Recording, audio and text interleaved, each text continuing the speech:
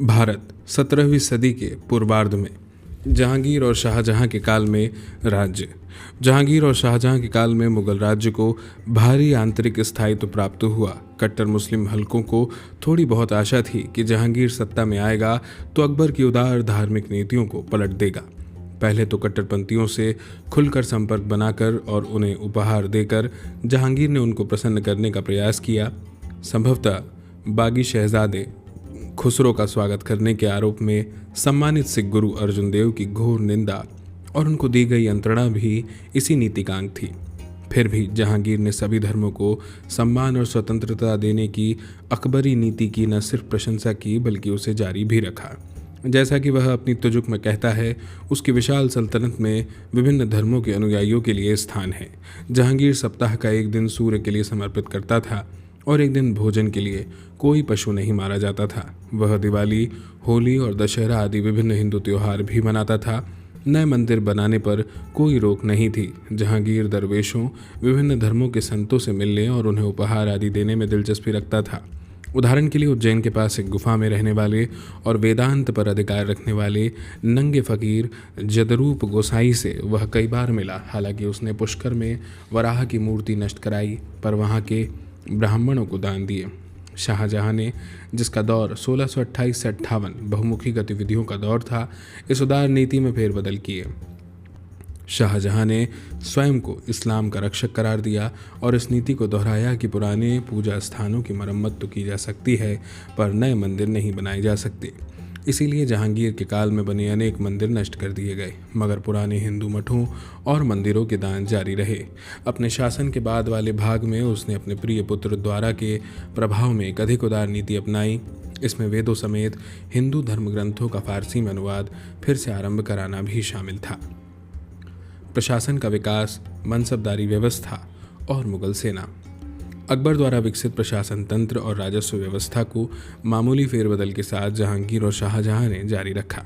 फिर भी मनसबदारी व्यवस्था के कार्यकलाप में महत्वपूर्ण परिवर्तन किए गए। अकबर के काल में मनसबदार को अपने दस्ते के रखरखाव के लिए औसतन प्रति सवार 240 रुपये वार्षिक दिए जाते थे। जहांगीर के काल में उसे घटाकर 200 रुपये वार्षिक कर दिया गया।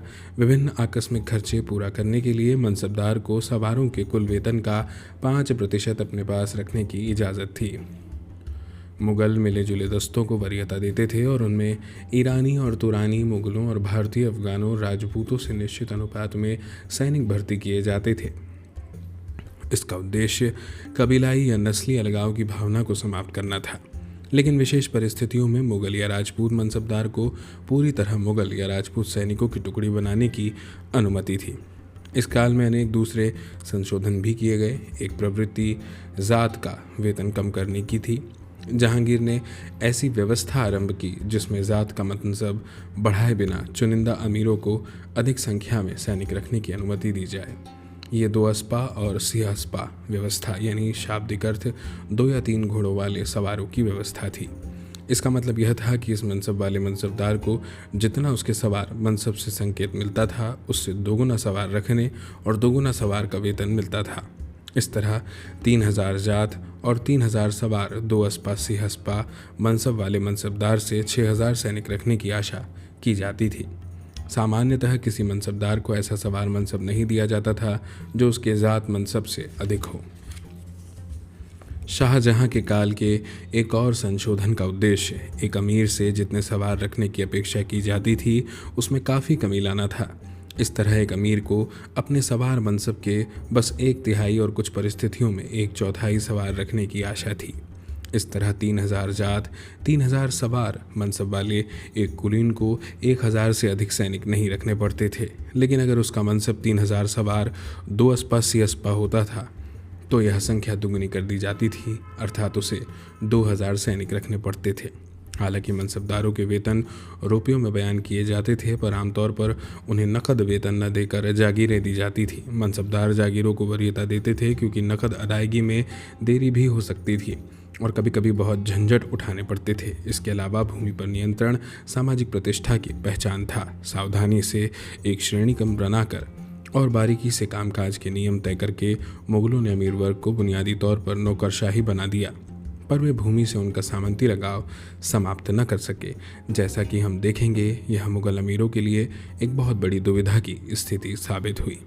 जागीरें प्रदान करने के लिए राजस्व विभाग को एक रजिस्टर रखना पड़ता था, जिसमें विभिन्न क्षेत्रों की आकलित जमा यानी राजस्व का संकेत दिया जाता था, पर राशि रुपयों में न बतलाकर दामों में बतलाई जाती थी और आय की गणना 40 दाम प्रति रुपये की दर से तय की जाती थी।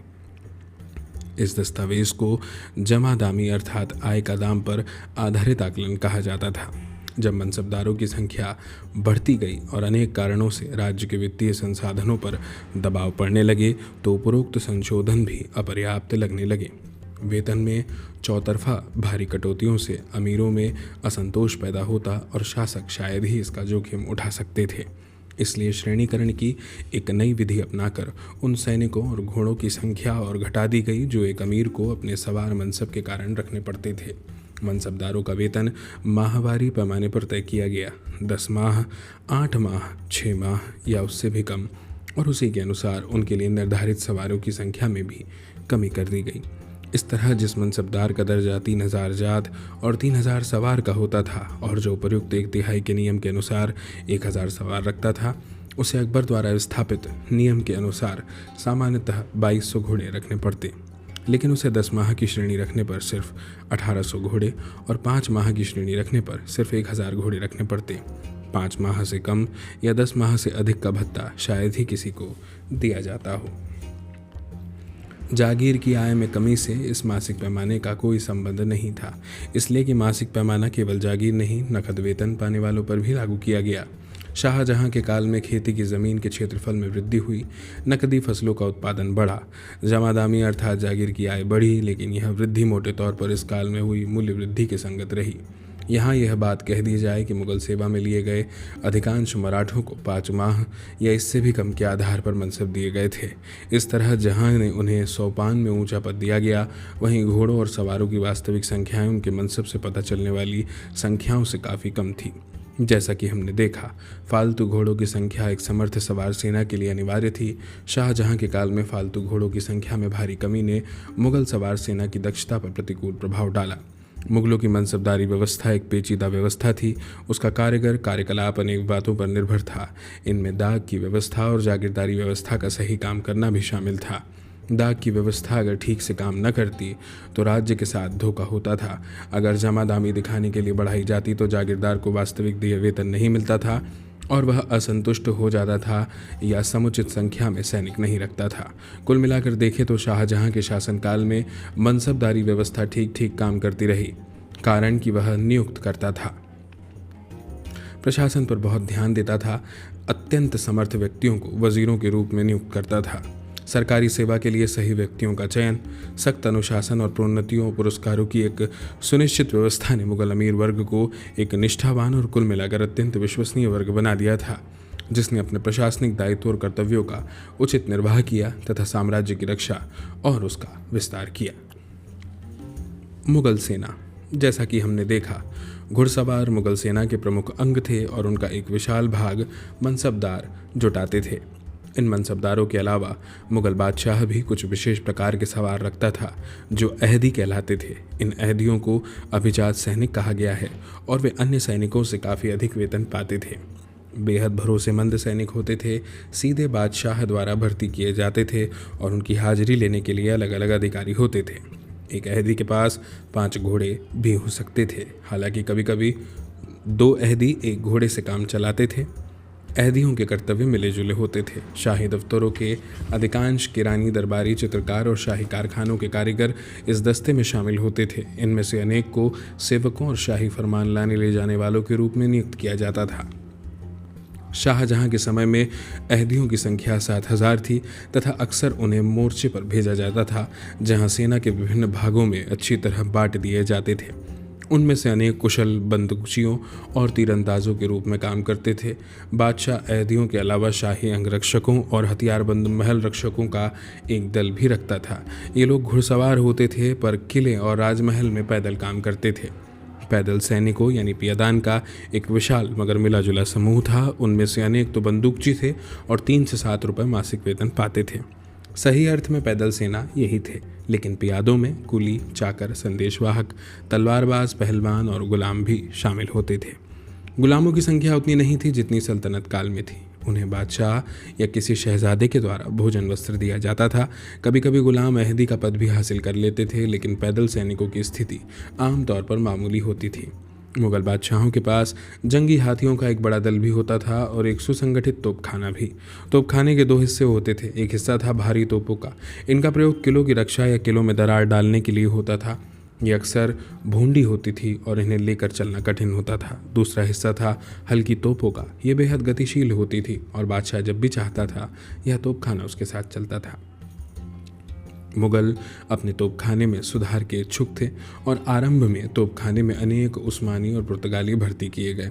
औरंगज़ेब के समय तक मुगल तोपखाने में काफ़ी सुधार आ चुका था और इस विभाग में विदेशियों को कठिनाई से ही नौकरी मिलती थी। बड़ी तोपें कभी कभी बेहद बड़ी होती थी और जैसा कि एक आधुनिक लेखक ने कहा है, ये बड़ी तोपें नुकसान से अधिक शोर करती थी। दिन में उन्हें कुछ बार ही चलाया जा सकता था और यह भी संभव था कि वे फट जाएं और तोप चलाने वालों की जान ले लें।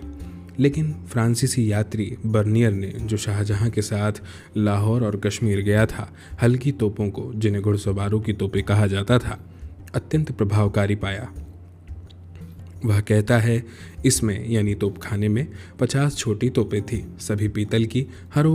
हर तोप एक सुघड़ और सुंदर ढंग से रंग रोगन की गई गाड़ी पर रखी होती थी। उसमें गोला बारूद के 2 बक्से होते थे। उन्हें 2 सुंदर घोड़े खींचते थे और एक घोड़ा साथ में अतिरिक्त रखा जाता था। तोपों या घुमाऊ तोपों को हाथियों और ऊंटों पर भी लादा जाता था। मुगल सेना की संख्या का अनुमान लगाना कठिन है। शाहजहां के समय में इसमें 2 लाख सवार थे, जिनमें जिलों में मसलन फौजदारों के यहाँ काम करने वाले लोगों को निकाल दें तो पैदल सेना की संख्या शाहजहां के काल में 40,000 थी और औरंगज़ेब के काल में भी शायद इतनी ही रही। अपने काल में पड़ोसी पश्चिम या मध्य एशियाई राज्यों, यूरोपीय राज्यों की तुलना में मुगल सेना कितनी सक्षम थी, इस प्रश्न का उत्तर देना कठिन है। हालांकि बर्नियर जैसे अनेक यूरोपीय यात्रियों ने मुगल सेना की दक्षता पर प्रतिकूल टिप्पणियां की, पर गंभीर विश्लेषण करने से मुगल सेना की दक्षता पर प्रतिकूल टिप्पणियां की हैं। गंभीर विश्लेषण करने से उनकी टिप्पणियां वास्तव में मुगलों की पैदल सेना के बारे में थी, जिसके पास न प्रशिक्षण था न अनुशासन, जिसका संगठन और नेतृत्व घटिया था और जो एक अव्यवस्थित ढोर के समान थे। यूरोप में पैदल सेना का विकास दूसरे ढंग से हुआ। फ्लिंट गन या चकमक पत्थर से चालित बंदूकों के विकास के साथ पैदल सेना 17वीं सदी के उत्तरार्ध में एक भयानक लड़ाकू शक्ति बन गई और वह सवार सेना को भी पानी पिला सकती थी। इस बात को भारतीय शक्तियों ने 18वीं सदी में काफ़ी बड़ी कीमत चुकाकर समझा। उज़्बेकों के खिलाफ बल्क की लड़ाई में मुगलों ने जो कामयाबी हासिल की, उससे पता चलता है कि खुली लड़ाई में मुगल सेना मध्य एशियाई और ईरानी सेनाओं से कम नहीं थी, लेकिन यूरोप वालों की तुलना में इन राज्यों की सेनाएं पिछड़ी हुई थी, खासकर पैदल सेना और तोपखाने के मामले में। तोपखाने के सिलसिले में थोड़ा कमज़ोर होने के बावजूद मुगल औरंगजेब के समय तक एशियाई शक्तियों की बराबरी में आ चुके थे। हालांकि यूरोप की समुद्री तोपों की बराबरी तक नहीं पहुंचे थे। तुर्की और ओमान सल्तनत को छोड़कर मुगल और एशियाई शक्तियां नौसेना के मामले में पिछड़ी थी, विशेष रूप से सामुद्रिक युद्ध कौशल में। कुल मिलाकर सेना का और विशेषकर सवार सेना का गहरा संबंध जागीरदारी प्रथा से था, जो स्वयं देश में प्रचलित सामंती भूमि संबंधों की व्यवस्था पर आधारित थी। अतः एक की शक्ति और दक्षता दूसरे पर निर्भर होती थी।